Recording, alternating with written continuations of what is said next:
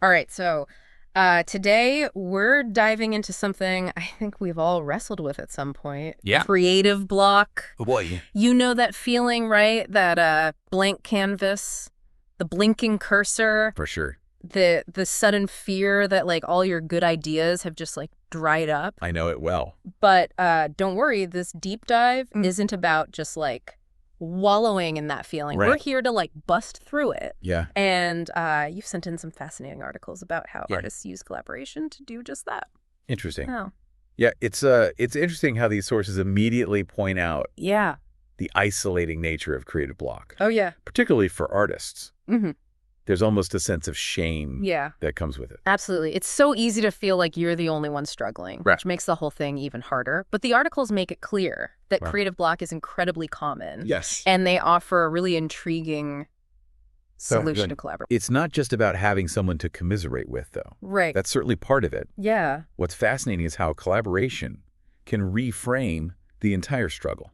Oh, okay. It becomes less about an individual failing and more about a shared challenge that can be tackled together. I love how one of the articles puts it, collaboration offers a sense of connection that combats this isolation. Yeah. It's like that feeling of being stuck suddenly transforms into Yeah. a sense of possibility. Exactly. And that shift in perspective Yeah. can be incredibly powerful. Yeah. Instead of feeling paralyzed by self-doubt, Mm-hmm. you're energized by a shared purpose, Right. a collective desire to create something new.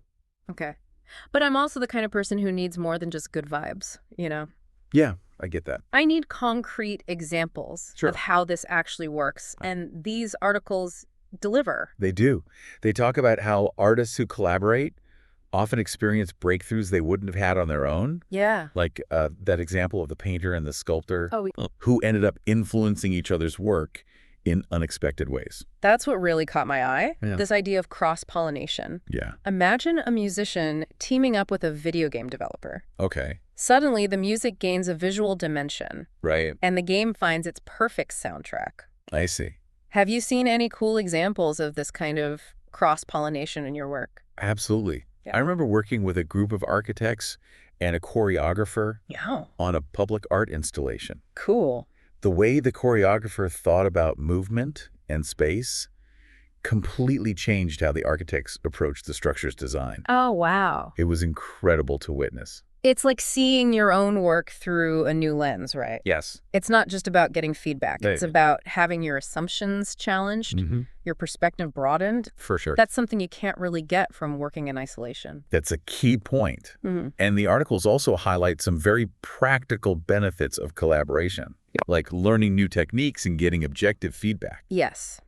It's not all about finding your tribe and feeling warm and fuzzy. Right. It's about skill building and pushing yourself Yeah. beyond your comfort zone. For sure. They specifically talk about workshops Yeah. as a great way to do this. Mm-hmm. Have you found that workshops provide a different kind of learning experience compared to, say, online tutorials? Oh, yeah, absolutely. Working on your own. There's a unique energy in a workshop setting. You're surrounded by other people who are eager to learn and experiment.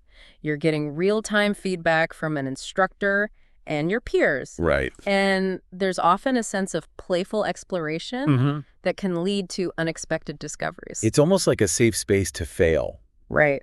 You're not as afraid to try new things because you know you're not alone. Right. And I think that sense of safety can be incredibly liberating, especially when you're feeling creatively stuck. It can be transformative. Yeah.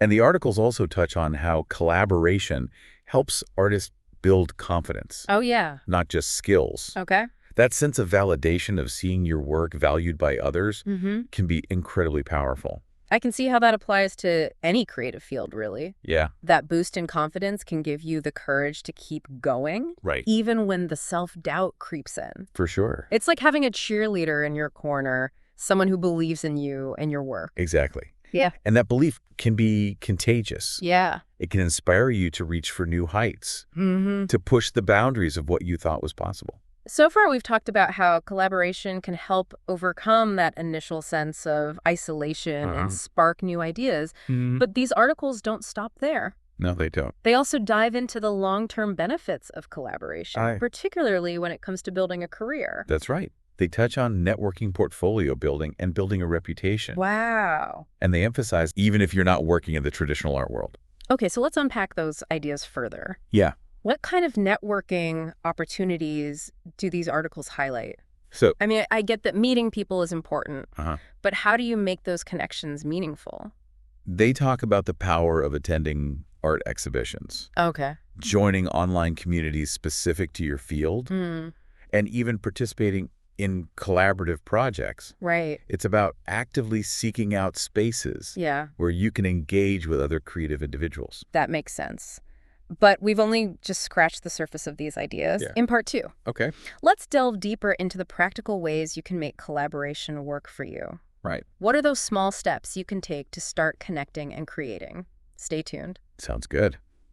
Welcome back to the deep dive. Yeah. In the last part, we were just starting to unpack the long-term benefits of collaboration, Yeah. particularly how it can shape your career. Yeah, we talked about networking, building your portfolio, Right. and establishing a reputation.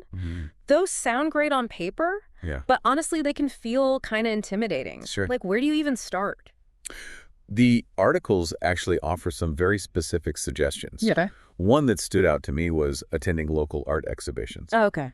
It sounds simple, Right. but it's a fantastic way to immerse yourself in the creative community. I can see that. It's It's not just about admiring the art on the walls, right? Exactly. It's about the conversations you have, the connections you make. You might overhear artists discussing their techniques, Right. or strike up a conversation with a gallery owner. You're Yeah. surrounded by people Yeah. who are passionate about creativity, and that energy is contagious. And even if you're not a visual artist, Right. the principle still applies. Think industry conferences, Yeah. local meetups, Yeah. even book signings for writers. Yeah. It's about finding those spaces where your people gather.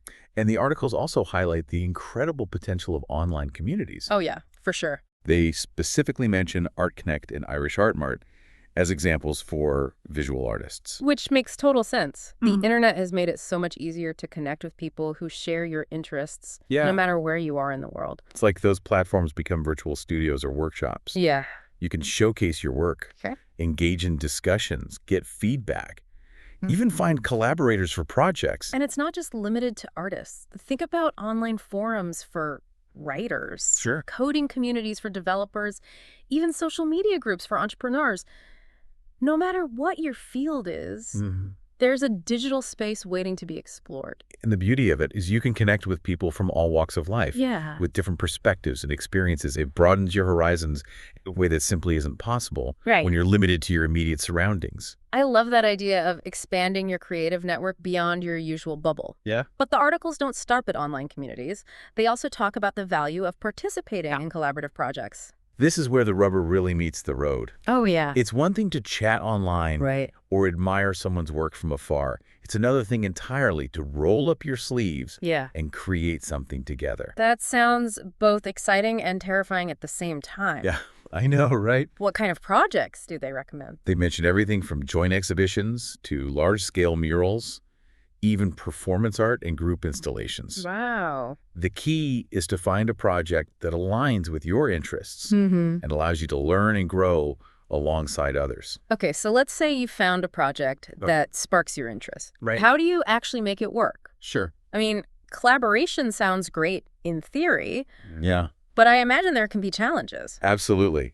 And the articles don't shy away from those challenges. Okay. They emphasize the importance of clear communication, Right. setting expectations, and being willing to compromise. So having those awkward conversations up front about who's doing what and how you'll handle disagreements. Right. It sounds almost like relationship advice.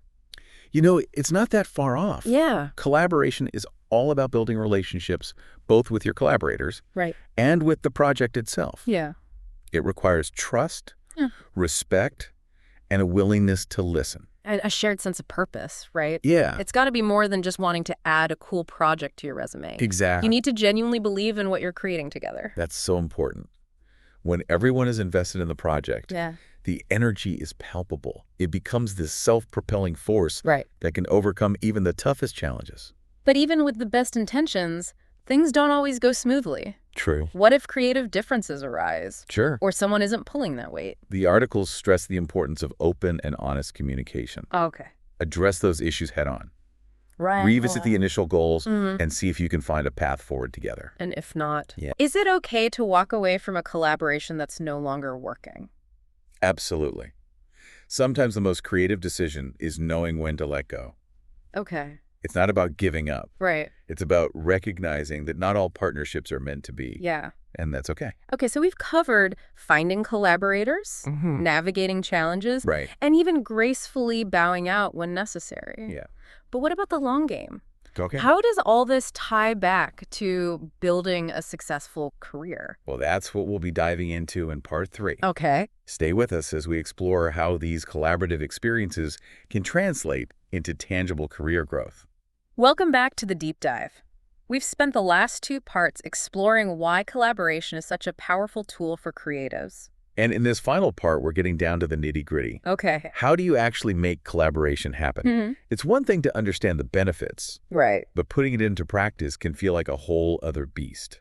You're telling me I think a lot of us get stuck at the starting line? Like, okay, collaboration is great, but how do I find these amazing collaborators? Right. Where do I even begin? You know, the articles actually offer some really practical advice here. Okay. And it goes back to those small steps we talked about earlier. Mhm. Even a simple action can set the wheels in motion. Like reaching out to someone whose work you admire. Exactly. That's something I struggle with. It feels so intimidating. Sure. What if they think my work isn't good enough? Or worse, what if they just ignore me? It's natural to feel that way. Yeah. Putting yourself out there creatively can be vulnerable. Yeah. But here's the thing. You miss 100% of the shots you don't take. That's true. The worst that can happen is they say no, Right. or you don't hear back. Yeah. And honestly, you're no worse off than you were before. True. But even if I work up the courage, what's the best way to approach someone? Okay. Should I just slide into their DMs with a collaboration proposal? Directness can sometimes work, but I think it's often more effective to start by building a genuine connection. Engage with their work, leave thoughtful comments, show that you're genuinely interested in what they're doing. So maybe comment on their latest Instagram post. Yeah. Or ask a thoughtful question about their process. Start by being a fan. Exactly. And then once you've established a bit of a rapport, Okay. you can express your admiration for their work and mention that you'd love to connect further, maybe suggest a virtual coffee or a quick chat to explore potential collaborations. That feels so much less pressure than leading with a formal proposal. Great. But okay, let's say you've found some potential collaborators and everyone is excited to work together. What's next? Sure. How do you actually make the project work? The articles really emphasize clear communication and shared goals. Okay. Before you even start creating, sit down and have an honest conversation about your expectations for the project. Like what each person hopes to get out of the collaboration, Yeah. what their strengths and weaknesses are, how you'll handle disagreements. It sounds almost like premarital counseling for creative projects. It's not a bad analogy. Right. Collaboration, like any relationship, thrives on open communication, trust, and a willingness to compromise. And a shared sense of purpose, right? Absolutely. It's got to be more than just wanting a cool project for your portfolio. Right. You need to genuinely believe in what you're creating together. Couldn't agree more. When everyone is invested in the project, Yeah. the energy is palpable. It becomes this self-propelling force that can overcome even the toughest challenges. But even with the best intentions, I imagine things don't always go smoothly. Sure. What if creative differences arise or someone isn't pulling their weight? The articles stress the importance of open and honest communication throughout the entire process. Don't let things fester. Address issues head on.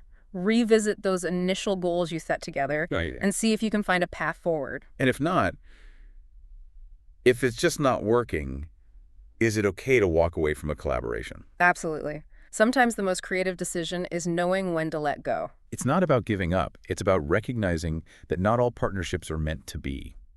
And that's okay. It's better to part ways amicably than to force something that isn't working. That makes sense. So we've covered finding collaborators, setting expectations, navigating challenges, and even knowing when to walk away. But what about the long game? How does all this tie back to building a successful career? Well, think about it. Through collaboration, you're constantly expanding your network, meeting people you might never have crossed paths with otherwise. Right. The article has talked about how those connections can lead to new opportunities, whether it's gallery shows, commissions, or even job offers. Exactly. And your portfolio gets a boost, too. Hmm. Showcasing collaborative projects demonstrates your versatility and your ability to work effectively as part of a team, which is a valuable asset in any field. Plus, you're building a reputation not just for your creative skills, but also for your collaborative spirit. People talk. Mm. And if you're known as someone who's easy to work with, who brings positive energy to a team, those are the kinds of things that can open doors to amazing opportunities. This has been such a great deep dive. I feel like I've gone from feeling intimidated by collaboration to actually feeling excited to explore it. And that's what we were hoping for. Collaboration isn't just about overcoming creative block. It's about embracing the power of shared creativity, opening yourself to new possibilities, and ultimately enriching both your work and your life. Beautifully said. Thanks for joining us on this deep dive into the world of collaboration. I hope you feel inspired to take that first step, reach out, connect, and see what amazing things you can create together. Until next time on the deep dive, keep those creative sparks flying.